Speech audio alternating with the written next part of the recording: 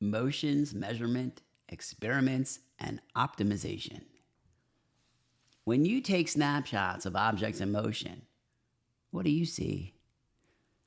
I see models. If you know the speed of your car when you're driving along the highway, you're taking snapshots of things moving around you.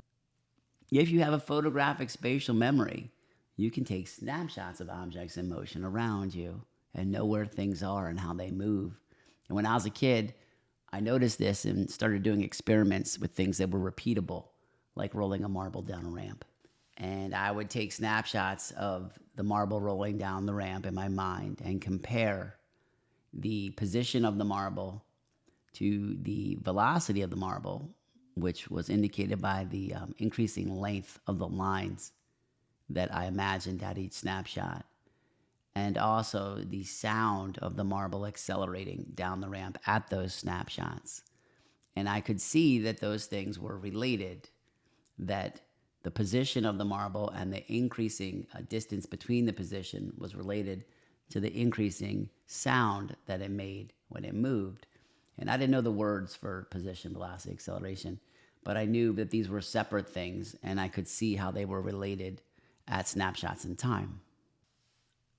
I learned that it's possible to break the snapshots down into 6 simultaneous perspectives. And those perspectives show what's happening, how much of something there is, or a quantity of value, where the object is, when it is, how it moves, and why. And at the time, I didn't know why a marble rolled down a ramp, and later learned that it was because of the interaction between mass and gravity.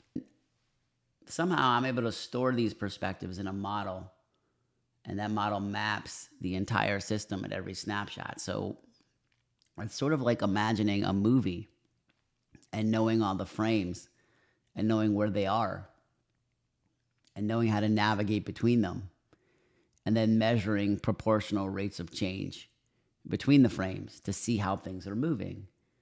And I think that everybody that watches things move is conceptualizing these things, but for some reason my mind splits them out into these perspectives. And this makes it possible to understand dynamic systems from these 6 perspectives at snapshots in time, and basically run simulations of things, how things would work in different configurations, like bending the curvature of these ramps in a way to try to create a system that is optimal.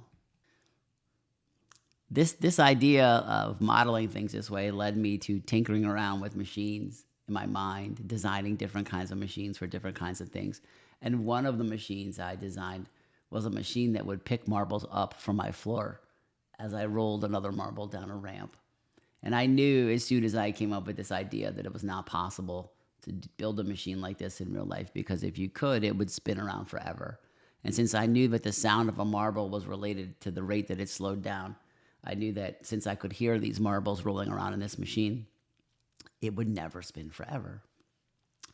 And I built this machine because for 2 years I couldn't figure out how long it would spin before it stopped.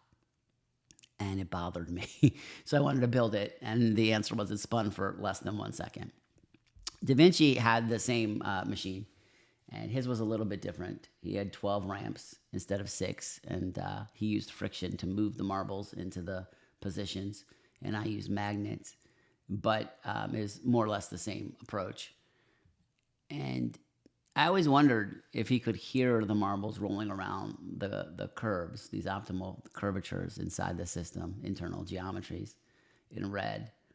And that's how I was able to bend the ramps into the optimal position, because I knew that when the sound of the marbles rolling around was constant, that meant that it was optimal, because that meant that all the curves were symmetrical. I didn't know about symmetry.